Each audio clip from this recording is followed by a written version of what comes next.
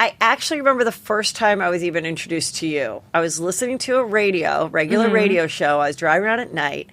I don't know what the show was, but they're like, and we're talking to Holly, who's Hef's girlfriend. And this was before the show. Oh, yeah. And I was like, and the way you like told the story of like, oh, I was just at the pool one day or something, and he started to talk to, like, what is the story? How did you meet Hef?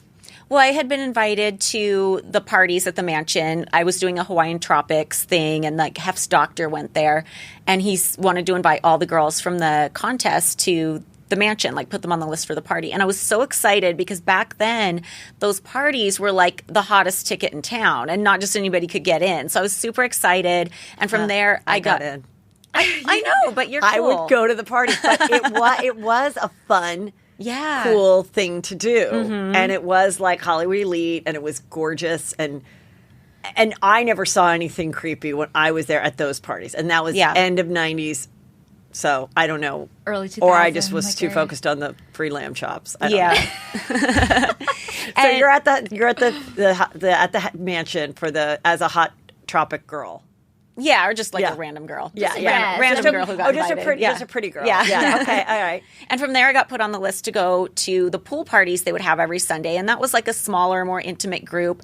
And I would go to those every Sunday and like make friends there. And everybody just seemed so nice, all of his friends. And after a while, that kind of started to feel like a community I was a part of a little bit. And then I got into a place in my life where I had nowhere to live. Like just all this crazy stuff had happened in my life. And I was like, you know what? He has a spot open as one of his girlfriends. So maybe I should move in here. Like it sounds crazy, but it didn't feel like that much of a stretch at the time for me. And at that time when you said he has a spot open, had you guys already been intimate at least once? No, what had happened is I'd been invited to go out with them a few times. So I always kind of thought in the back of my head, like, oh, maybe if I wanted to be a girlfriend, maybe it could be an option. But it wasn't really anything I thought I would do or ever have the balls to do if I wasn't kind of like desperate for a place to live. So I approached him and I was like, oh, I'd love to go out with you guys maybe this week or something. And he was like, okay, well, I'll have my secretary call you. And it just happened from there. Okay, so then, we kind of know from the show and stuff that you got to bone him. Right? You got to bone him with the other girls. And once that happened, then were you just like, well, I guess I'll make the best of this? And then absolutely. Yeah. Once you've gone that far, it's like, I'm going to stick around for this. Like I compromised that, And now, how did you meet him? And like, where did the years collide where you guys met before the show started? Well, you moved in and started coming out with Hef maybe like 9 months after I moved in. Yeah. Okay. So it was pretty close. And what was your story? Were you like just a cute girl at the parties, or what happened? I had met him way before. I had tested for a Playmate. They brought me out to the mansion and did like the full test and everything. So I'd spent like 3 days there, and I met him. And then I didn't get it. I didn't find out for a year and a half that I didn't get it, and I never went back to the mansion in that time because I didn't know I could. And were you living in LA that time? No, I was living in Northern California. Okay.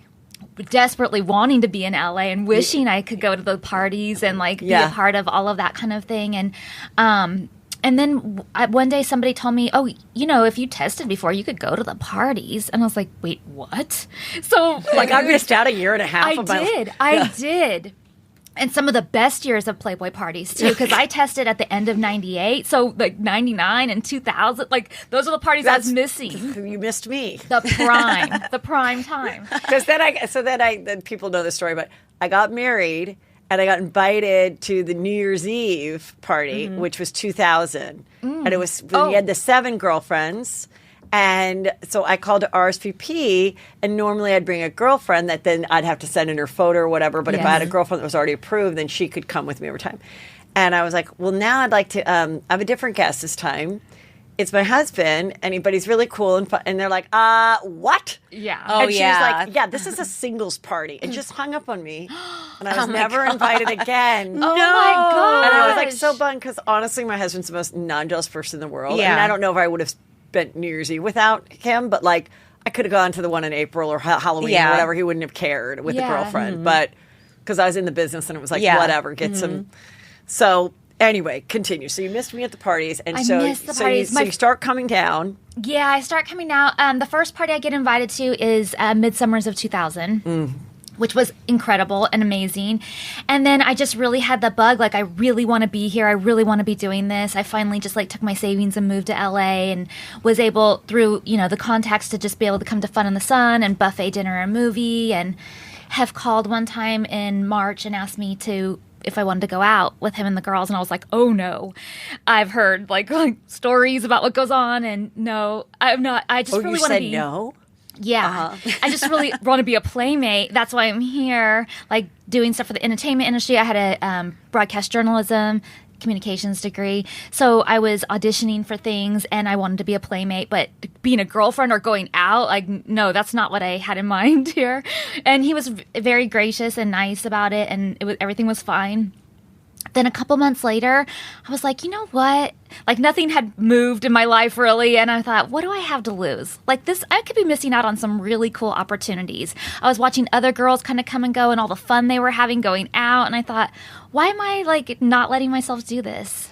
So when you're thinking that, you're like, all right, I'm just going to have to hop on and count to 11 and let this be over? Or, like, I mean, I don't know. Like I don't know if it was that long. Like, when I finally go out, just gear yourself and be like, all right, I am going to do this thing, which is not something I'm super excited to be, but, like, who really care? Like, how do you justify it in your mind of, like, you've been a pretty girl that's probably always had somewhat age-appropriate boyfriends, and now you're going to go and be with this really older guy, you're going to share him with people, but, like, thank God you're sharing them with people. Like, I'm almost thinking, like, where did you justify Sort it? of. I sort of had that in mind. But I was also thinking that I could get out of this for a little while. Like, the first night I was like, I'm not ready yet. So I'm just going to, like, kind of check it out and see what's going on. But I'm not going to do anything I don't want to do. That's what I thought, too. I never thought I would necessarily have to go the first night or be the first one the first night. Like, yeah. And it's not like I never would have done it with him, but I wasn't ready at that moment. Mm-hmm. But there's other girls that put pressure on you. Like, she straight up told me, you'll never be invited back if you don't do this tonight. So then it's like you've put in all this time and all this effort and you've had such a great night. Like, it's really fun going out with Hef and stuff. And you think, wait, do I want this all to end, like, right now? Plus, you've been drinking. Plus, you're tired. And you're wasted. That's step one. Everybody else is doing it. So and you kind of just go, go, drinking, or are you partaking in some other stuff, too? I was just drinking, but I drank a lot. I was just so nervous that first night that I was just downing them all night. Yeah. What was your drink of choice? Well, this was 2001, so it was vodka cranberry. Absolutely. Yeah. Still great. Still a great drink. Yeah, I mean, there's nothing wrong with that. Full of hidden sugar. Yeah. So I wouldn't drink it now. But yeah. You just do the splash now. Splash of cranberry, vodka soda. Vodka water.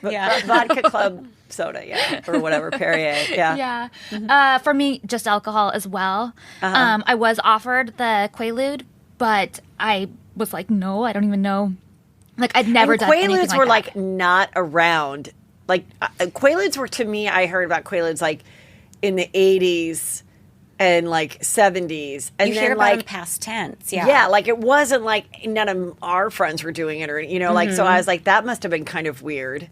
It was definitely weird. Like, I knew what it was, but I have to imagine a lot of girls my age back then probably didn't know what it was. Like, Wolf of Wall Street wasn't even out then. We didn't even have, like, that cultural touchstone to know, like, what a Quaalude does or anything. Yeah. I had no idea what it was, but I just was like, I've never done anything like that. So I was like, no, I just drank and I smoked a little bit of pot in my past. That's the extent of what I had done. So I wasn't interested in doing that. But I got in trouble from the other girls for declining it. You mean they were just pissed? Yeah, they were like, don't decline it or he'll quit giving it to us. Oh, so, don't decline the Quaalude. I thought you meant the dick. Okay. No. Okay. But I was like, are you sure? Everybody would have been excited about that. Yeah. No, the Quaalude. And so in the future, like, I would accept it and just throw it in my purse. And do you think the girls wanted it just because, again, it just made the whole process just less memorable? That's what I'm wondering. Either they wanted it to take it, or maybe they were, like, hoarding it and selling it. I have no idea. I have no idea they kept either. wanting to get the Quaaludes, but apparently it was a thing. Yeah. Okay, yeah. You know what? And at some point, the Quaaludes just stopped, and I don't even know when that was or why that was or anything. I feel like it was around like 2003, 2004. I feel like it's because we didn't have a girl in the group who was like a recruiter anymore. So just like a recruiter that would get new girls to come in. Yeah, like a Ghislaine Maxwell type And you person. feel like the recruiting and getting the new people again was like taking the heat off of you to sexually satisfy him. Yeah, and she has more value in the group because he knows she recruits girls. So, and when someone recruits somebody, like, how do you sell me on it? Like let's say I'm the cute girl at the party, and Hef's like, she's attractive, and he says it to the recruiter. How does the recruiter like then come to me? Like, are we just like role play, like to get me to be like feel me out to see if I'm interested and if I'd be like a good, cool person to hang? Like, what do you say to me? I mean, she was a really fun person with like a fun personality. So she could easily just go up to anybody and be like, oh, hey, want a drink, want to hang out, blah, blah, blah. And then it just escalates from there after somebody's been drinking. When you offer somebody to come behind the velvet ropes and drink for free with your bottles, unlimited bottle service and dancing with Hef. Oh, at a club, you mean? Yeah, at a club or at a party. Okay, or at a Playboy party. Yeah, okay. like it's really, it's exciting and it's fun and you're behind the velvet ropes and everybody's looking in and you're like one of those people that are there, like VIP and stuff. So I feel like it would be a pretty easy sell. Yeah, and do you want to come back to the Playboy Mansion with us? Like, I also think when you're not used to getting attention like that at a nightclub where people are like, oh my God, it's Hef and the girlfriends. Yeah. I'm like, that's like makes the night 10 times more fun than if you were just with your other pretty girlfriends going out to a nightclub. Yeah, you we know, talk because it's about like it. you're a star, you know, and you get that celebrity and everyone's so much nicer to you. And, oh yeah.